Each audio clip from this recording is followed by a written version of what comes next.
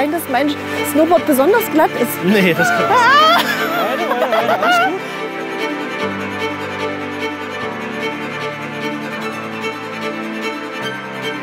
Also ich bin total high, wenn man das jetzt so sagen darf.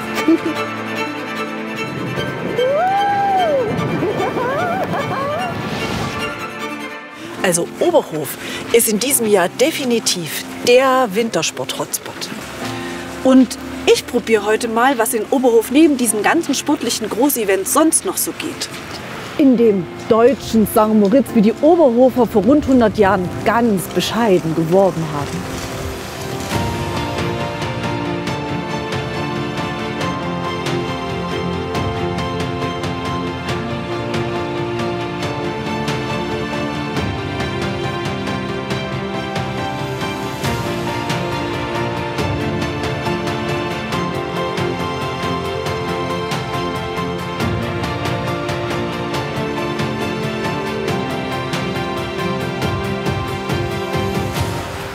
Ich bin auf dem Weg zu der Skipiste in Oberhof, dem Fallbachhang. Da rasen im Sommer die Bikes runter und im Winter logischerweise die Skifahrer und die Snowboarder. Beides kann ich nicht, finde aber gerade Snowboard also total lässig und cool. Aber ich weiß nicht, vielleicht kennt ihr das ja, man möchte was unbedingt gern können, hat aber mindestens genauso viel Schiss. Deshalb habe ich mir einen Snowboardlehrer organisiert.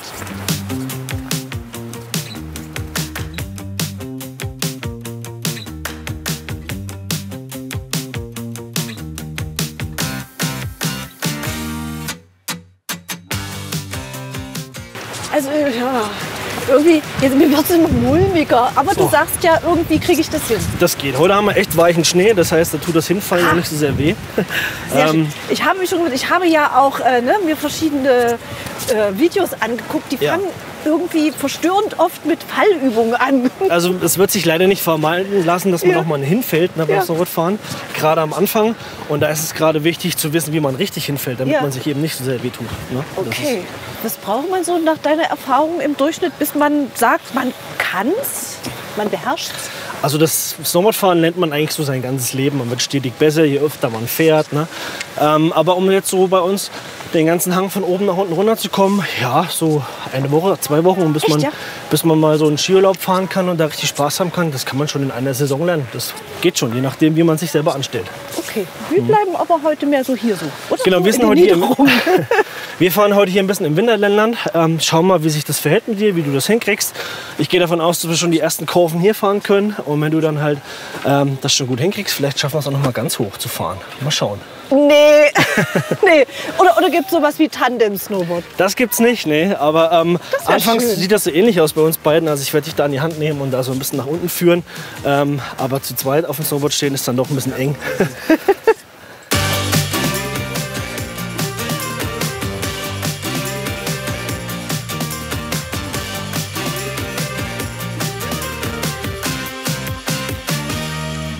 Kann es sein, dass mein Snowboard besonders glatt ist? Nee, das kann nicht sein. Okay. Und der allererste Schritt beim Snowboardfahren, den wir jetzt auch machen, ist das Rutschen auf der Backside-Kante. Ja, also auf der hinteren Kante. Dazu heben wir die Fußspitzen an und verlagern das Gewicht hinten auf die Backside-Kante. Du merkst, ne, dann fällt man nach hinten um. Genau. So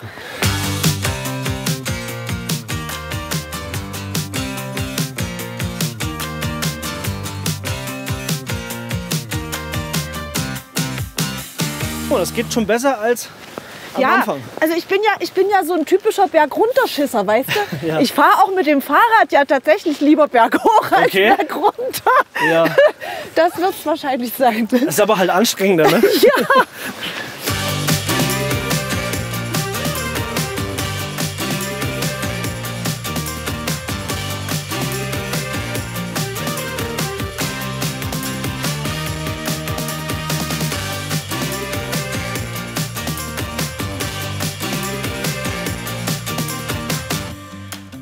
Jetzt machen wir den nächsten Step und wir rutschen auf der Frontside-Kante nach unten. Okay. Heißt Blickrichtung nach oben. Ne? Wichtig dabei immer, dass du deine Fersen anhebst. Ne? Ja. Vorhin haben wir ja die Zehen angehoben, Genau, jetzt damit du mit der Frontside-Kante nicht verkantest. Jetzt heben wir die Fersen an, damit du mit der Backside-Kante nicht verkantest. Ne? So, weißt du, was wir jetzt machen? Was denn? Jetzt machen wir schon mal den ersten Schwung, indem wir so rumfahren.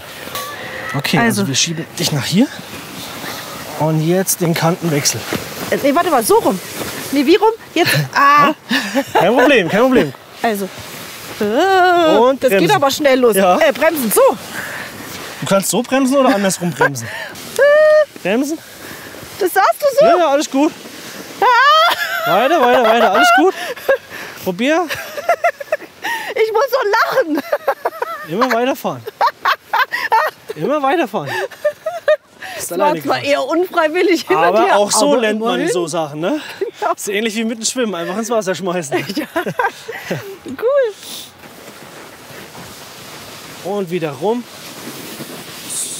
Genau. Guck mal, das klappt super.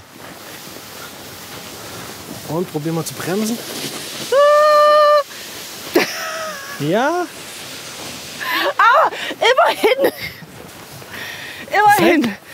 Ich danke dir. Super. Ah, schon ein paar Meter. Ja. Also so ganz langsam nähern sich das Snowboard und ich an. Es könnte vielleicht sogar eine kleine Liebe werden. Mal schauen. Aber Langlauf. Langlauf geht schon ganz gut. Mache ich auch total gern, vor allem morgens so einsam im Wald, in der absoluten Stille. Aber hier gleich nebenan in der Skihalle, da hole ich mir jetzt noch ein paar Verfeinerungen zu meinen Langlauf-Skills mit einem Biathlon-Training. Freue ich mich auch schon drauf. Das hört sich gut an. Ja. Ja. Ich danke dir nochmal. Nichts zu danken. Viel Spaß noch. Tschüss. Und Ah, ich muss ja die Dinger da genau, das abschneiden. muss noch abkommen.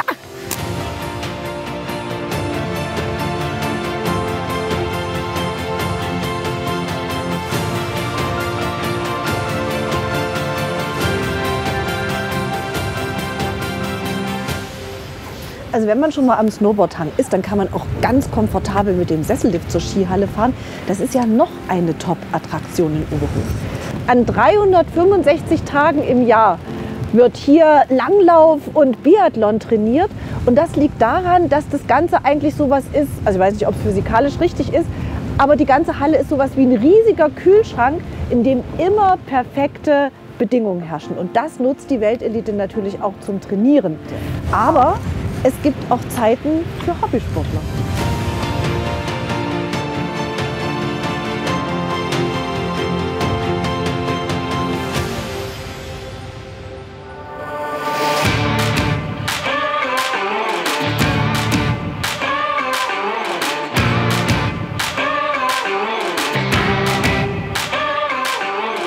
Ja. Kann losgehen. Kann losgehen, okay. Aber ich muss nicht so weit, oder? So bis ans Ende der Welt treffen. Doch, doch. Du holst sie nur vor. Kommst bitte mal her. Ich bin da. So, wenn wir nachher reinschauen bei der Waffe, das Teil oben drauf, wo die entsprechenden Rasterschrauben sind, wo sie auch drehen, das nennt sich Diopter. Und wenn du da reinschaust, hast du dieses Bild. Welches? Dieses. Das. Ja. Und hier darum geht es in der Mitte um das Ringkorn. Wir haben es hier im Biathlon mit einem Ringkorn zu tun. Ne? Das musst du exakt scharf sehen. Nochmal vergrößert. Da fängt es schon an. Ja, Also vergrößert ist gut. Ringkorn. Ja. Und dann bewegst du die Waffe und holst dir eine von den 5 Scheiben unter den Nummern hier rein. So. Und das ist dann dein Zielbild. Wenn du mir auf die 2 schießt, Ja. das ist eine Flasche Sekt. Die musst du dann irgendwie auftreiben. Und wenn du auf die falsche Bahn schießt, also nicht Das ist auf ein die Kastensekt. A2, noch eine. So, dann leg dich bitte mal zur Waffe. So, und jetzt probieren wir es mal aus. Machen wir mal 5 Probeschüsse. Ja. Hier ist das Magazin. Und jetzt ist die Waffe schon geladen. Hui. Nur noch nicht schussbereit, weil der Verschluss noch offen ist. Man sieht hier die erste Patrone. Siehst, kannst du gucken. Sehe ich, ja. Guck. So, und wenn du jetzt schließt, hier, Dann ist er drin. dann ist die Patrone im Lauf. Die Waffe ist gespannt und jetzt kann der erste Schuss fallen. Ganz langsam. Junge Frau, willkommen mit der Biathlon-Familie. Super. So, jetzt repetieren wir. Ja? Also wir müssen jetzt wieder laden. Das ist das, was die Biathleten ganz schnell machen. Ja? müssen, Zack, ja. zack, zack, zack. Dieses Und jetzt Klacken, machst du in was aller Ruhe deinen nächsten Schuss. Ja! Und jetzt darfst du jubeln. Jetzt darf ich mich freuen. Sehr gut. Super.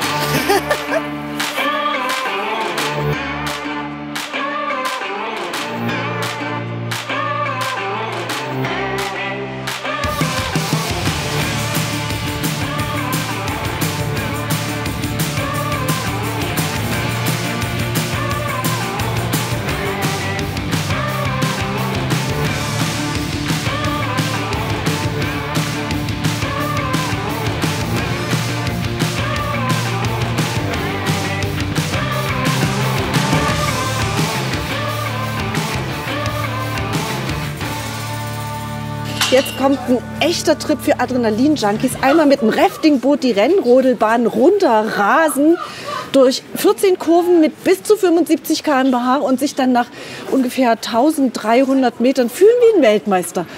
Oder eben auch nicht. So ist es. Ist es eigentlich wirklich so wie Bobfahren mit diesen Raftingbooten? Nein. Nee, ne, Also der Vergleich mit dem ist es deutlich langsamer. Ja. Die Kräfte auf dem menschlichen Körper sind deutlich geringer. Mit dem Bob geht schon ordentlicher zur Sache. Es macht sehr viel Spaß hier. Also für einen ungeübten Körper ist das natürlich auch was richtig Vernünftiges. Aber Bobfahren ist was ganz anderes. Was richtig Vernünftiges. Ja. Was heißt das, was richtig Vernünftiges? Das macht man nicht jeden Tag. Gell? Ja, gell? Das ist einmalig in Europa. Gibt es sonst nirgendwo weiter. Ja. Und kann man nur hier erleben. Ist dir schon mal einer in Ohnmacht gefallen? Ja, gab's schon. Ehrlich? Gab's schon, ja. Scheibenkleister. Es wirken natürlich wirklich 2G auf dem Körper drauf. Der untrainierte menschliche Körper neigt dann natürlich schon mal irgendwann, wenn man jetzt ganz sensibel ist, kann das schon mal passieren. Jetzt ist auch schon passiert. Aber es ist auch auf Achterbahnen schon passiert, in Freizeitparks. Ja, Das ist, genau. kann passieren. Also ich mache das jetzt trotzdem. Ja. Wie oft macht ihr das eigentlich? Und Unterschiedlich. Also wir sind auch nur nebenbei hier immer tätig an der Ja. Bahn. Also heute Abend sind es 10 Mal, morgen sind es glaube ich 15 Mal, dann übermorgen 5 Mal, immer unterschiedlich. Gell? Und wichtig ist vorher buchen, gell? Buchen, ganz wichtig. Buchen. Weil der Andrang ist da. Super, ich freue mich. Sehr schön. Dann sitzen wir jetzt auf. Jawohl, los geht's. Gut.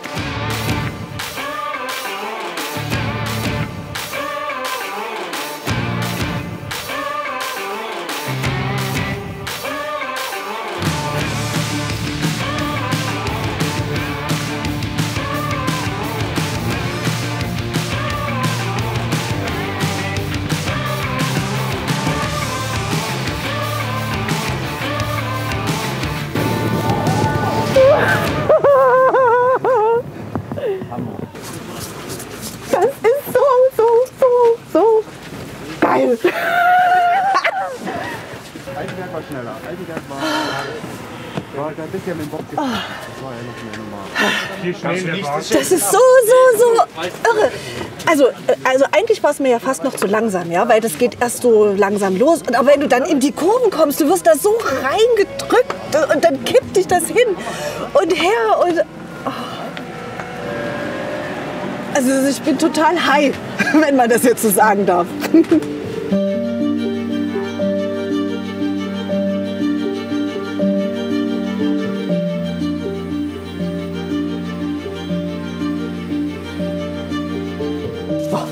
Also ich brauche es jetzt mal warm und muckelig und deshalb gehe ich dahin, wo es garantiert viel Feuer gibt, nämlich zum Glasbläser. Guten Tag, hallo!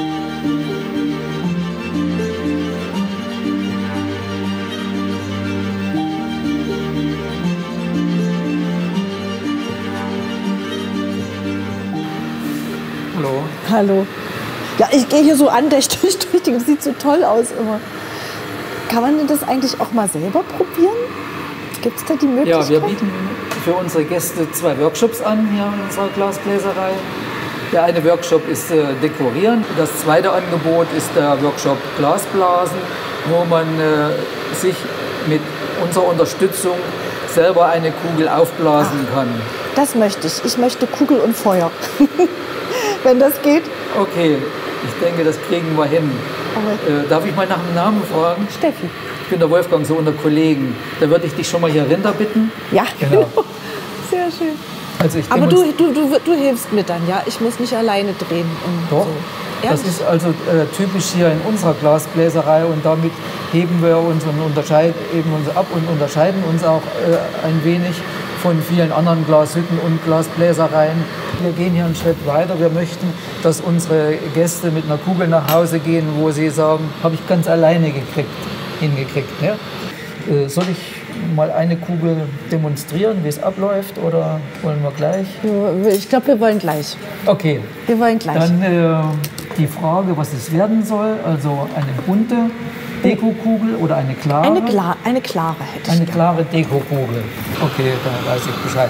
So, Steffi, alles klar bei dir? Ja, ja. Dann legen wir los. Also hinter Übernimm's, deine... Ja, so und drehen, gleich drehen, immer reinpusten. Reinpusten? Ja, und drehen. So, den Druck steigern, kräftiger. Und stopp, wir machen das auf 2 Mal. Okay, bis hierhin sieht Oh, alles ist das gut aufregend. Oh, weia. Drehen. und pusten. So, schon den Druck steigern, kräftiger, kräftiger, noch kräftiger. Steffi, jetzt gib alles, kräftig. Okay, die Augen ganz rausfallen, hören wir lieber auf. Und stopp. Naja, guck Oh, die mal. ist aber niedlich. Genau, perfekt. Ja. Jetzt noch der Härtetest, ja? Nein. Ja, doch. Ach, Super. echt? Na, ich hatte Vertrauen in deine Arbeit. Das hätte ich jetzt nicht gedacht. Das ist schon ein besonderes Erlebnis, muss ich wirklich sagen. Ja, vielleicht sehen wir uns mal wieder und wir suchen auch noch gute Leute. So. Na, danke. Ich stelle die Kugel jetzt dahin, wo alle anderen Sachen auch immer abkühlen. Ja. Das dauert noch so 3-4 Minuten, bis sie dann kalt ist, dass du dann deine Kugel mit nach Hause nehmen kannst. Danke. Bitte.